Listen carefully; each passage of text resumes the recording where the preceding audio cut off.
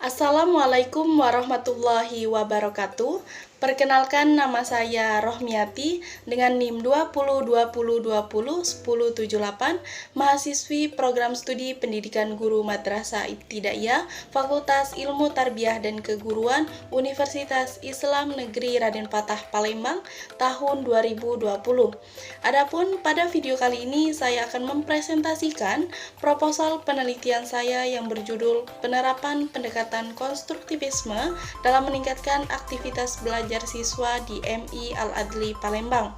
Video ini dibuat guna memenuhi tugas mata kuliah Metodologi Penelitian dengan dosen pengampu Ibu Dr. Yulia Trisamiha, MPD.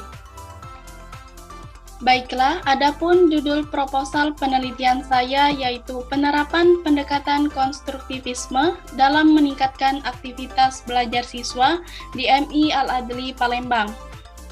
Adapun poin-poin penting yang akan dibahas di sini, yang pertama ada latar belakang, kedua rumusan masalah, ketiga tujuan dan manfaat penelitian, keempat kerangka teori, kelima tinjauan pustaka, dan yang keenam metodologi penelitian. Adapun poin yang pertama yaitu latar belakang. Pendidikan merupakan bagian penting dari kehidupan manusia maupun pencapaian pembangunan suatu bangsa. Apabila suatu bangsa memiliki sumber daya manusia yang berkualitas, maka kemajuan suatu bangsa tak dapat diragukan kembali.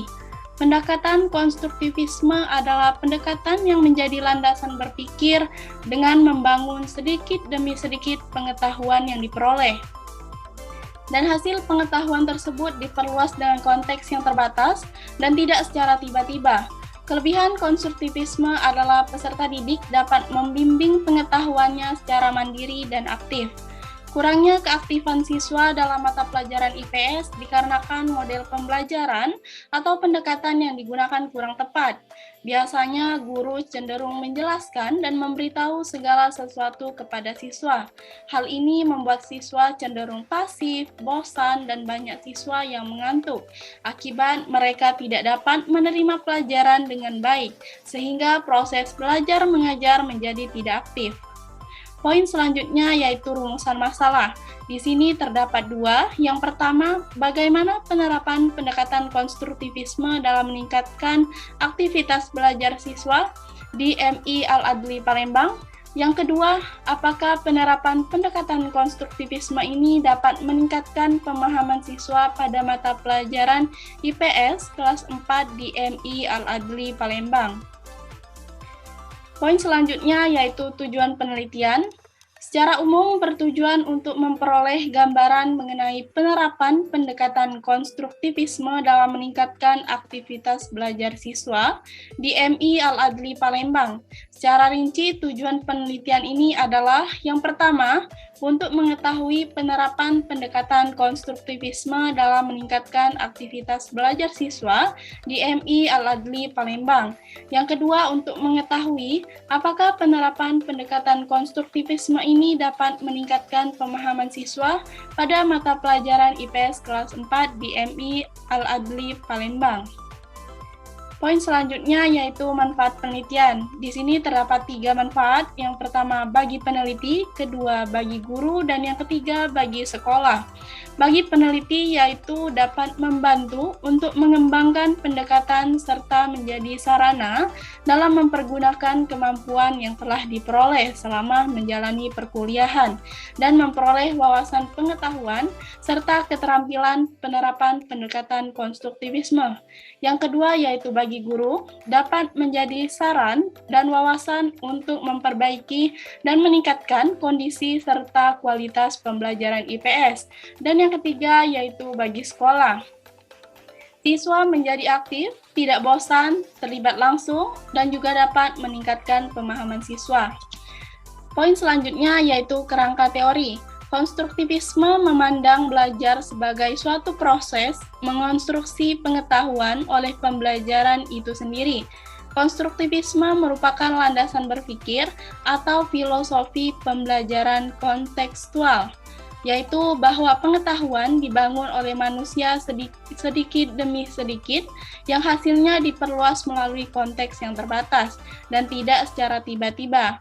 Dengan demikian, belajar menurut teori konstruktivisme bukanlah sekedar menghafal, akan tetapi proses mengonstruksi pengetahuan melalui pengalaman.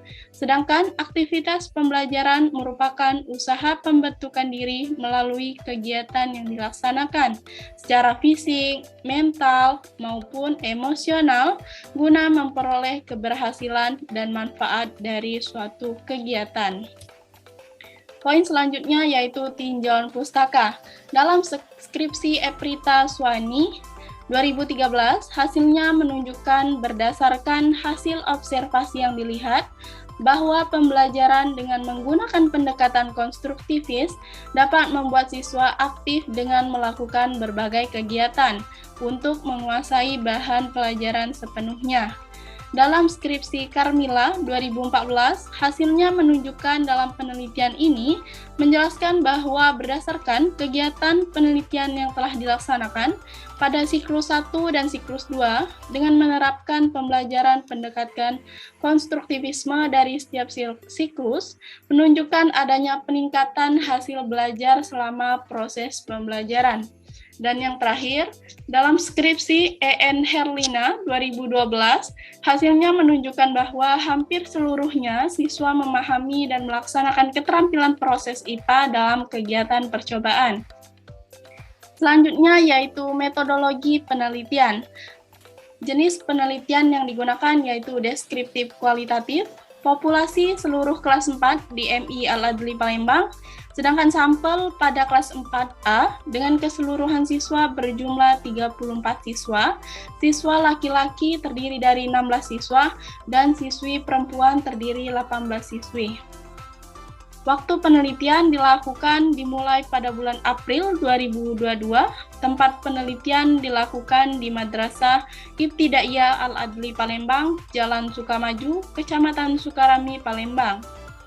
Selanjutnya yaitu definisi operasional yang diangkat di sini yaitu yang pertama penerapan, yang kedua pendekatan konstruktivisme, dan yang ketiga yaitu meningkatkan aktivitas belajar. Yang pertama yaitu penerapan merupakan suatu tindakan ataupun cara yang dapat ditempuh untuk mencapai suatu tujuan yang telah direncanakan, baik secara individu ataupun kelompok. Yang kedua yaitu konstruktivisme merupakan landasan berpikir atau filosofi pembelajaran kontekstual, yaitu bahwa pengetahuan dibangun oleh manusia sedikit demi sedikit, yang hasilnya diperluas melalui konteks yang terbatas dan tidak secara tiba-tiba. Yang ketiga yaitu meningkatkan aktivitas belajar adalah usaha untuk menaikkan sesuatu dari yang lebih rendah ke tingkat yang lebih tinggi, atau upaya memaksimalkan sesuatu ke tingkat yang lebih sempurna. Selanjutnya yaitu variabel penelitian. Adapun variabel X atau variabel pengaruh yaitu pendekatan konstruktivisme, sedangkan variabel Y, variabel terpengaruh yaitu aktivitas belajar. Poin selanjutnya yaitu teknik pengumpulan data di sini terdiri dari 3 teknik. Yang pertama observasi, kedua wawancara, dan yang ketiga dokumentasi. Sedangkan teknik analisis data di sini terdiri dari 3 juga. Yang pertama reduksi data atau pemilihan data, kedua penyajian data, dan yang terakhir kesimpulan atau verifikasi. Baiklah, itu saja presentasi proposal penelitian dari saya. Lebih dan kurangnya saya mohon maaf. Kepada Allah saya mohon ampun. Wassalamualaikum warahmatullahi wabarakatuh.